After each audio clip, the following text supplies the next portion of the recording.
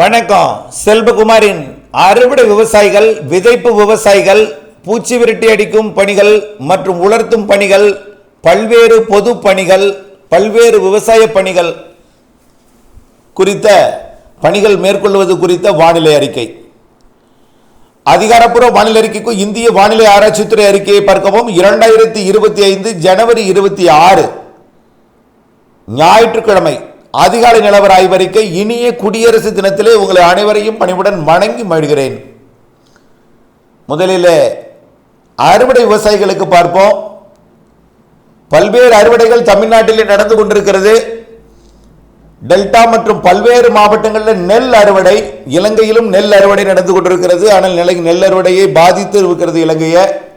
தமிழ்நாட்டிலே கடந்த சுற்றின் மழைப்பொழிவு மயிலாடுதுறை மாவட்டத்தில் கொஞ்சம் நிறைய பாதிப்பை ஏற்படுத்தி இருக்கிறது. திருவள்ளூரிலும் கொஞ்சம் பாதிப்பை ஏற்படுத்தியது மழைப்பொழிவு. ஆனால் பிற மாவட்டங்களிலே இடையூறு கொடுத்தது. இந்த நிலையில் அடுத்த சுற்றின் மழைப்பொழிவு வரும் என்று ஒரு வார இடைவெளிக்கு பிறகு மீண்டும் 30, 31 பிப்ரவரி 1-2 தேதிகளில் மழை இருக்கும் என்பதை உறுதிபட தெரிவித்துக் கொண்டே இருக்கிறோம். இப்படி அடுத்தடுத்த மழை நிகழ்வையும் நாம் தெரிவித்துக் கொண்டிருக்கிறோம். பிப்ரவரியிலையும் மழை இருக்கும். 10 நாட்களுக்கு ஒரு முறை இடைவெளி கொடுத்து இடையூறு கொடுக்கும் மழைப்பொழிவுகள் இருக்கிறது என்பதையும் தெரியப்படுத்தி இருக்கிறோம். மார்ச், ஏப்ரல், மேயிலையும் மழை இருக்கிறது என்பதை தெரிவிப்படுத்தியிருக்கிறோம். இடையூறு கொடுக்கும், இடைவெளி கொடுத்து மழைப்பொழிவு இருக்கும் என்பதை நீங்கள் புரிந்து கொண்டு அப்டேட் சொல்லி இணைந்திருக்க வேண்டும். அதன் அடிப்படையில் வரக்கூடிய 30ஆம் தேதி 31ஆம் தேதி, அதாவது காற்று சுழற்சியானது நிலநடுக்கோட்டை இந்திய பெருங்கடலிலே மேற்கு நோக்கி நகர்ந்து கொண்டிருக்கிறது.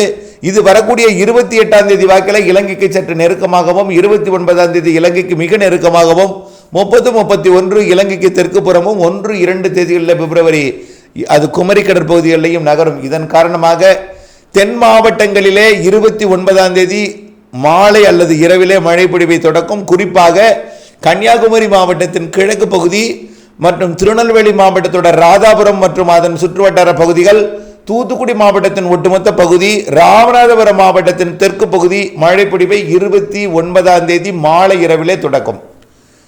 அதே நள்ளிரவுக்கு பிறகு 30ஆம் தேதி அதிகாலை தென் மாவட்டங்களின் ஒட்டுமொத்த பகுதிக்கும் டெல்டா மாவட்ட பகுதிக்கும் தொடக்கும். 30ஆம் தேதி அதிகாலை நாகப்பட்டினம், திருவாரூர் மற்றும் மயிலாடுதுறை மாவட்டங்களுக்கும் காரைக்காலுக்கும் மழை பொழிவை 30ஆம் தேதி அதிகாலை தொடக்கும்.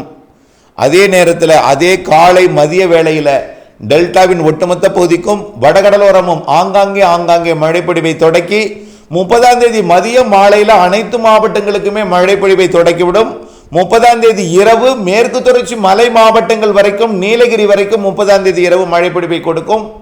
30ஆம் தேதி கேரளாவிற்கும், 30ஆம் தேதி இரவு, 31ஆம் தேதி அதிகாலை கேரளாவிற்கும், கர்நாடகாவின் தெற்கு பகுதிக்கும், கர்நாடக எல்லையோர தமிழ்நாட்டிற்கும், ஆந்திர எல்லையோர தமிழ்நாட்டிற்கும், தமிழ்நாடு எல்லையோர ஆந்திர பிரதேசத்திற்கும் மழை பொழிவை கொடுக்கும்.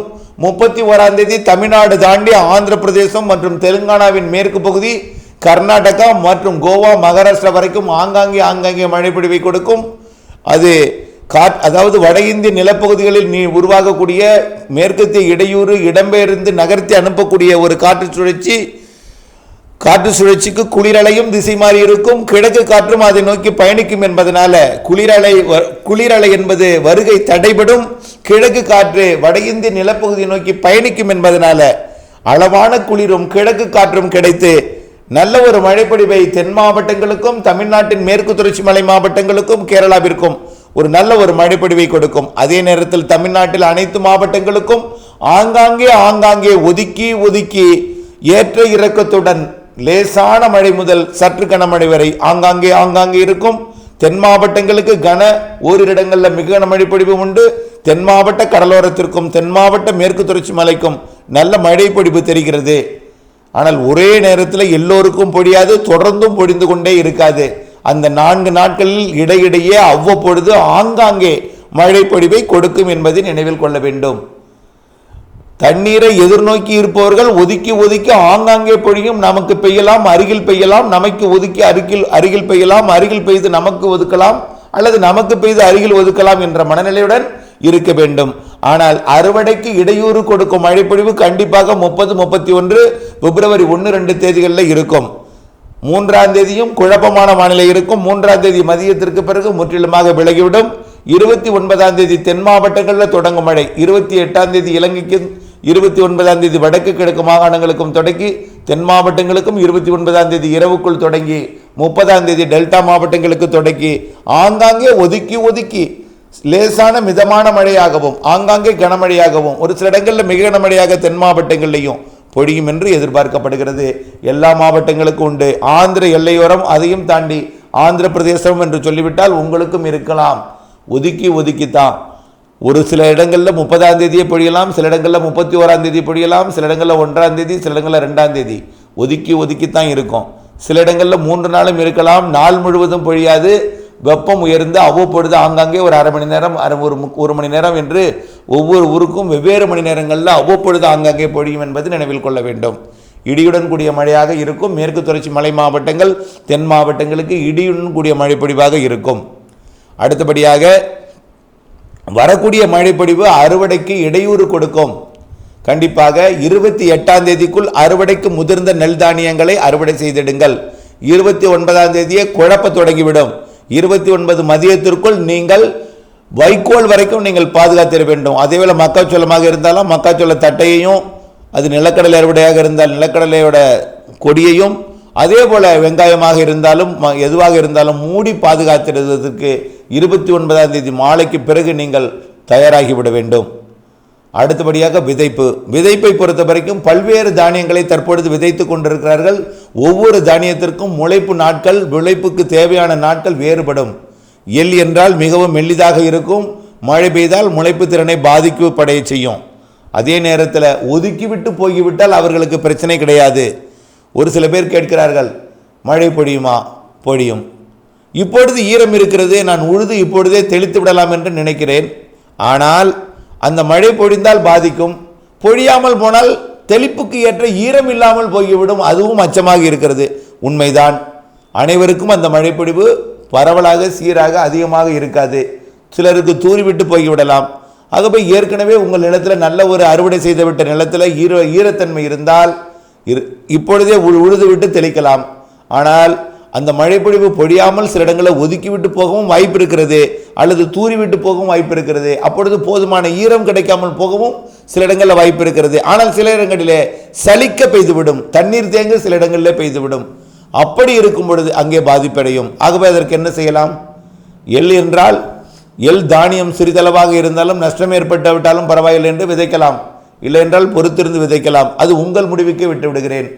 எல்லா தானியங்களுக்கும் அதே போல தான். ஆனால் மழைப்பொழிவை பொறுத்த வரைக்கும், அதோட குணாதிசயத்தை பொறுத்த வரைக்கும் ஒதுக்கி ஒதுக்கி ஆங்காங்கே ஒதுக்கி ஒதுக்கி அவ்வப்பொழுது பொழியும். அருகருகே ஏற்ற இடத்திற்குள் இருக்கும். சில இடங்களில் மிதமாக இருக்கும், சில இடங்களில் சற்று கனமாக இருக்கும், சில இடங்களில் லேசாக இருக்கும், சில இடங்கள் நனைக்கும் மழையாக இருக்கும், சில இடங்களில் தூறலாக இருக்கும். இப்படித்தான் அந்த 4 நாட்களை போக்கும். ஆனால் அறுவடைக்கு இடையூறு கொடுக்கும். உலர்த்துதலை முற்றிலுமாக பாதிப்படைய செய்யும். உலர்த்தும் பணி, அதாவது எல்லா உலர்த்தும் பணியுமே, விதை நெல் வைத்திருப்பவர்கள் உலர்த்தும் பணியை பாதிப்படைய செய்யும். அப்பளம் மற்றும் அதாவது செங்கல் சூளை மற்றும் ஊதுபத்தி, பல்வேறு, அதாவது கார் ஃபேக்டரியில் கயர் நார், தேங்காய் நார், இது எல்லாத்திற்குமே ஒரு இடையூறை கொடுக்கும். மழைப்பொழிவு கேரளா வரை கிடைக்கும் என்பதனால் கேரளாவிற்குமே அந்த உலர்த்தும் பணிக்கு இடையூறு கொடுக்கும். அனைத்திற்குமே தேங்காய் வெட்டுறது, பல்வேறு பணிகள், கட்டிட பூச்சி, வண்ணம் வெளிப்புற வண்ணம் தீட்டுதல், கட்டிட பணி, சாலை போடுதல், பொது பணிகள் எல்லாவற்றிற்குமே அது இடையூறு கொடுக்கும் மழைப்பொழிவாக அந்த 30, 31 பிப்ரவரி 1, 2 தேதி மழைப்பொழிவு இருக்கும். சரி, அதற்கு அடுத்து எப்போ? 28ஆம் தேதிக்குள் முதிர்ந்த நெல் தானியங்களை மட்டும்தான் 28ஆம் தேதிக்குள் அறுவடை செய்யணும். 28ஆம் தேதியில் முதிராத நெல் தானியங்களை அறுவடை செய்ய வேண்டாம். அந்த 4 நாட்கள் மழை வானிலையை கொடுத்துவிட்டு பிறகு 3ஆம் தேதியிலிருந்து 7ஆம் தேதி வரை இடைவெளி கொடுக்கிறது. அந்த இடைவெளியை பயன்படுத்தி அறுவடை செய்யலாம். மீண்டும் 8ஆம் தேதி மழை வாய்ப்பு தெரிகிறது. 8, 9, 10 தேதிகளில் டெல்டா மாவட்டங்களுக்கும் தென் மாவட்டங்களுக்கும் மட்டும் இருக்கிறது, வடகடலோரத்துக்கு தெரியவில்லை. ஆனால் 8, 9, 10 தேதிகளில் தென் மாவட்டங்களுக்கும் டெல்டா மாவட்டங்களுக்கும் மழைப்பொழிவை கொடுத்து 11ஆம் தேதி ஒரு இடைவெளியை கொடுக்கலாம், அல்லது 12ஆம் தேதி ஒரு இடைவெளி கொடுத்து மீண்டும் ஒரு சுற்றின் மழைப்பொழிவு 13, 14 தெரிகிறது.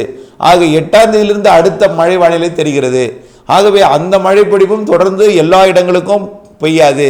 ஆகவே அந்த நேரத்தில் வட உள் மாவட்டங்கள், வடகடலோரம் அறுவடைக்கு இடையூறு கொடுக்காத வானிலையாகத்தான் இருக்கும். ஆனால் டெல்டா தென் மாவட்டங்களுக்கு 8, 9, 10 மழை வாய்ப்பு தெரிகிறது. மீண்டும் இடைவெளி என்பது 13ஆம் தேதிக்கு மேல் இருக்கும்.